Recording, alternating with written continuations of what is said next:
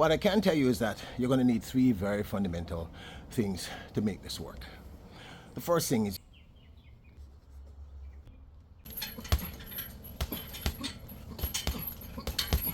greetings, my name is Peter Lloyd and welcome to the channel Peter Lloyd World of Wealth. And if you clicked on the video, it means that you want to start your journey to financial freedom. Now, financial freedom is not wealth. My definition of financial freedom is simply this. It is the ability to handle your bills without any stress, to have the occasional vacation, and to live relatively financially stress-free, which is something I think most of us actually want. No, I'm not a professional boxer. Not even close. I'm no Mike Tyson. I'm not a financial advisor. I'm not a certified financial consultant. So if this is your first time here at Peter Lloyd World of Wealth, I want to say welcome. And if you clicked on the video, it means that you want to take the first step to financial freedom. And that's what we're going to be talking about. The first thing you need to do before you think about investing or growing your money or growing your wealth is simply this. You need to create a fund that can handle any financial blow that you get. I mean, picture this. You go to work, your boss lays you off. That's it. Or you get sick, or your child gets sick. Or there's an accident. Or if you have a car, the engine blows up. Something dramatic. And what happens to most people is that they have no money put aside for this emergency, and it creates true debt, because often they either have to borrow the money from a family member, which is something I would not advise you to do. That's a whole other kind of problem. And or they go to a payday loan, personal, or something like that, which is avoid, run, do not go to those people. Don't. Not knocking them, they got to make their money, but you don't want to get into that trap. It's a trap. So the first thing you actually need to do is to create a degree of financial, you get what I'm saying? A degree of, okay, this thing happened, but I have some money put aside to handle this particular thing. An emergency fund is not, right? It's a moat. A moat, if you know anything about medieval castles in Europe, the castles, they generally built moats, which is like water around the castles to keep the armies of their enemies out. And in the moat, they tended to have traps. So that's what your emergency fund is. And your emergency fund is not for that vacation to Barbados. It's not for the party down the road. It's not for the club. It's not for the date. Those are not emergencies. Your emergency fund are for real emergencies. Can't find a rent, illness, lost your job, etc. That's what your emergency fund is for.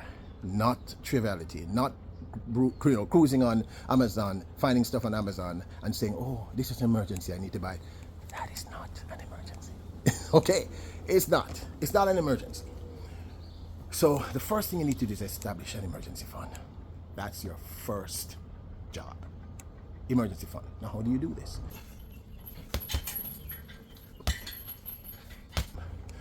What most of us do is once we get paid, the first thing we do, what we were taught to do, was pay your bills. Now, I'm not saying you shouldn't pay your bills, but let me tell you something. The first person you need to pay is you. Pay you. Now, what do I mean by that? I mean, if you get $100, let's say your pay is $100. $15 of that $100 is your money. You're going to take that money, put it in a separate savings account, preferably high yield if you can find one. You're not going to touch that money. That savings account will not be attached to your debit card. It will not be easily accessed by you. You either have to physically go into the bank to access it, and or you're going to have to go online, go on your own devices, and transfer it to your regular savings account. It should be a separate savings account. Once you put that money in, it no longer exists in your mind. That's your money. You put it aside. That's your pay. So from now on, the first person you're going to pay is you. Not the light bill, not the rent, not the water. You. You're going to pay you first. That's key. Now, how much emergency fund should you have? Some people believe you need to have 3 months or a month or 6 months or 12 months. Look, I think that depends on your situation. If you're young, under 40, under 35, living on your own, you probably don't need more than 2 to 3 months. Possibly even a month. Now, your emergency fund should equate the amount of money, meaning the amount of money you spend monthly to survive, to live, to cover your cost. So that's your emergency fund goal. How much money do you spend each month to cover your cost? You understand what I'm saying?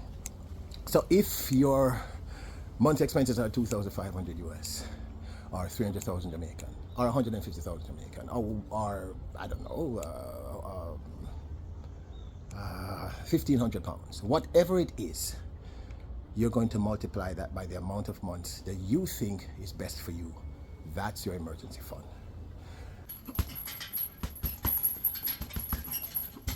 Now, this is not as easy as it sounds for most of us. We have to be very frank and very honest with you, because it takes the three things that you need.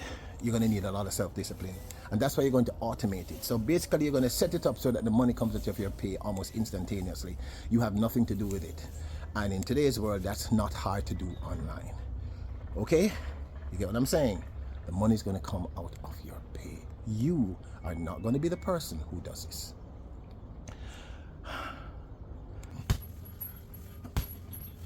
2, patience. It might not be a lot of money initially, but give it time, it will grow, it will get to where you want it to get to. It may take you a year, but once you have that fund established, I guarantee you, you will sleep better at night. And the final thing I want to say to you is that your greatest investment has to be yourself.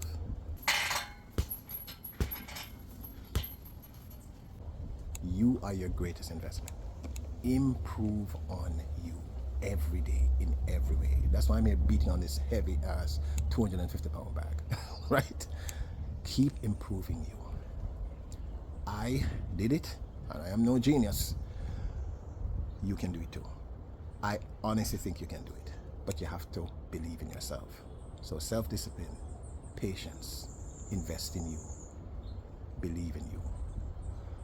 So thank you for making a Peter Lloyd World of Wealth. I hope this helps, and I'll see you in the next one. Hit the subscribe button, the notification bell, hit the like button. I will talk again soon.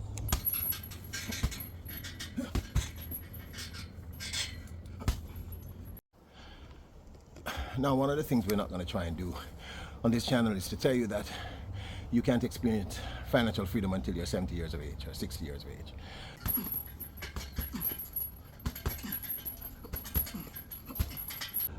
No one talked to me about money. The truth is, I mean, if you're from the Caribbean or if you're from most countries, in most instances, unless you are from certain cultures like I'm told Asian culture or the other cultures, money was just something that we never spoke about. Really, we were aware of it. We understood what money was, but no one talked to us about money. And I kind of found out later on that maybe the primary reason for this is that most of our parents, no one spoke to them about money. Money seemed to be some sort of elusive dream.